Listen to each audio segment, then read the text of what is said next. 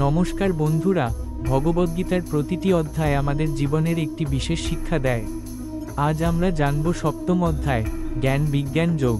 এই অধ্যায়ে ভগবান শ্রীকৃষ্ণ বলেছেন কিভাবে জ্ঞান এবং বিজ্ঞান আমাদের জীবনকে পরিপূর্ণ ও অর্থবহ করে তুলতে পারে। আপনারা যদি ভগবদ্গীতার জ্ঞান ভালোবাসেন তাহলে লাইক, কমেন্ট আর চ্যানেলটি সাবস্ক্রাইব করতে ভুলবেন না। চলুন শুরু করি।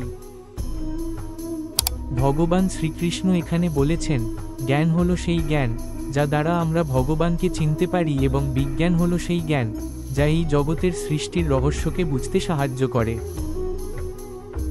জ্ঞানং তে হং সবিজ্ঞানমিদং বোক্ষাম্যশেষত, অর্থাৎ আমি তোমাকে পূর্ণ জ্ঞান এবং বিজ্ঞান সম্পর্কে বলবো।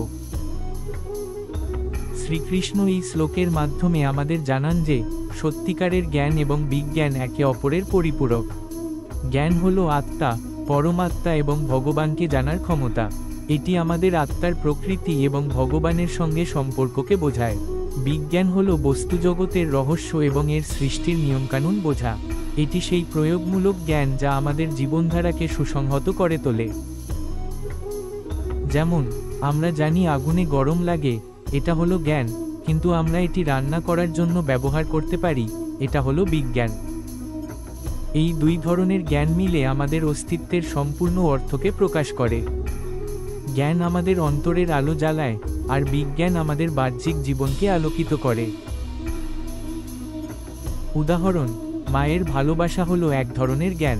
এটি অনুভূতির মাধ্যমে বোঝা যায়, কিন্তু মায়ের ভালোবাসার প্রমাণ যখন কাজের মাধ্যমে দেখা যায়, যেমন সন্তানকে লালন পালন, শিক্ষা দেওয়া, তখন সেটাই বিজ্ঞানের প্রয়োগ।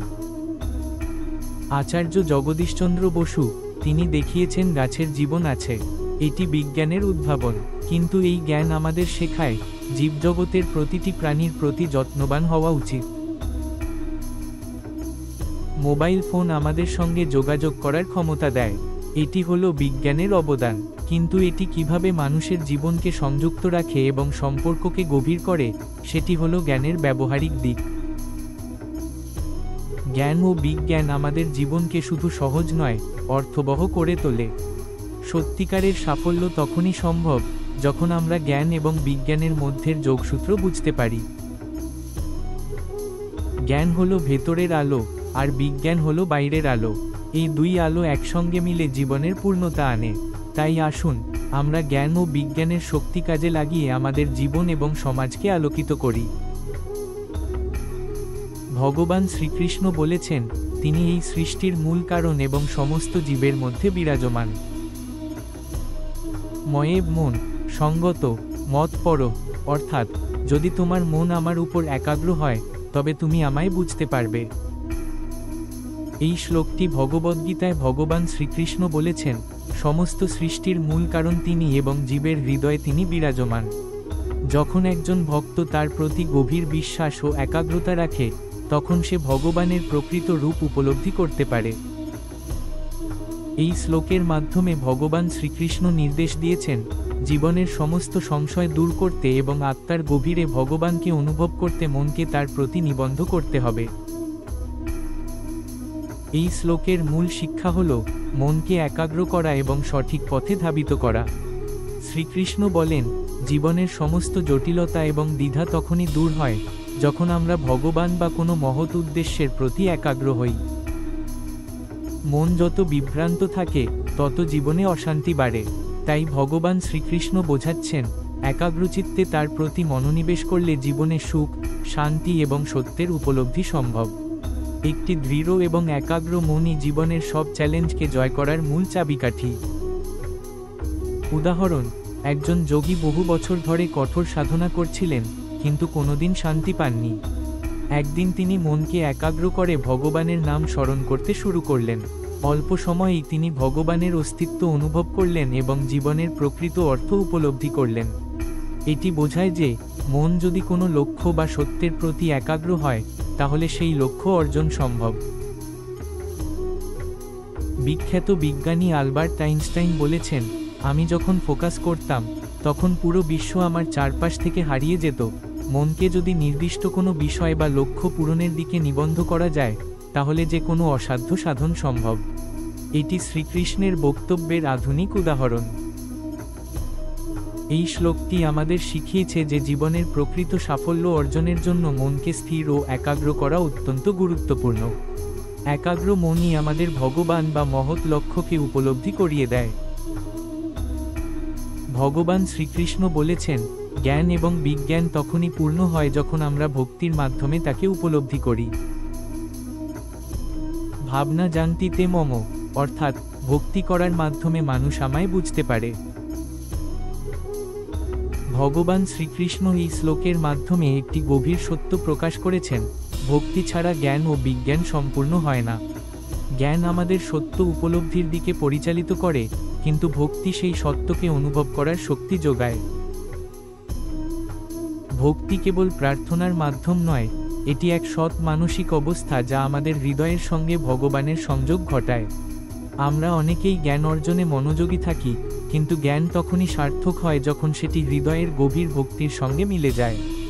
ভক্তি এমন এক শক্তি যা মানুষকে অহংকার থেকে মুক্ত করে, সত্যিকার প্রজ্ঞার আলোয় উদ্ভাসিত করে এবং ভগবানকে উপলব্ধি করার পথ খুলে দেয়।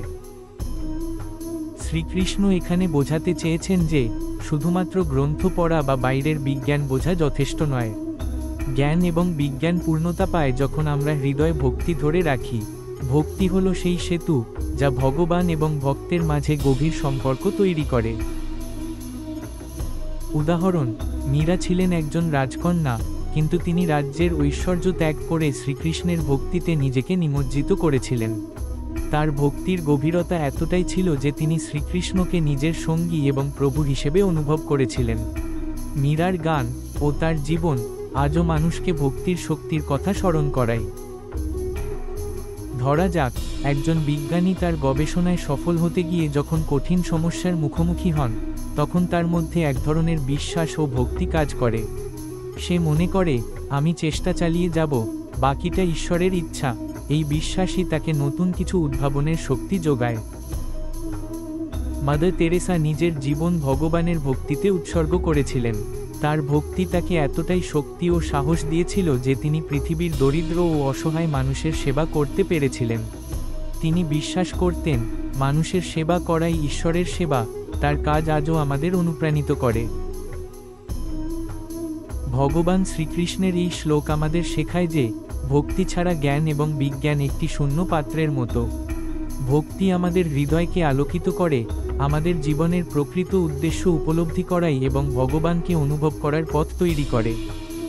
তাই জীবনের প্রতিটি মুহূর্তে আমরা জ্ঞান অর্জনের পাশাপাশি ভক্তি ধরে রাখি, তাহলে সাফল্য ও শান্তি দুইই আমাদের জীবনে আসবে। যো মাং পশ্যতি সর্বত্র সর্বং চ মই পশ্যতি, অর্থাৎ যে আমাকে সর্বত্র দেখে এবং সবকিছু আমাকে দেখে, সে কখনো আমার থেকে বিচ্ছিন্ন হয় না। বন্ধুরা, যদি এই ভিডিওটি আপনাদের ভালো লেগে থাকে তাহলে লাইক দিন, কমেন্ট করুন এবং চ্যানেলটি সাবস্ক্রাইব করুন। ভগবদ্গীতার পরবর্তী অধ্যায় নিয়ে আবার দেখা হবে। ধন্যবাদ।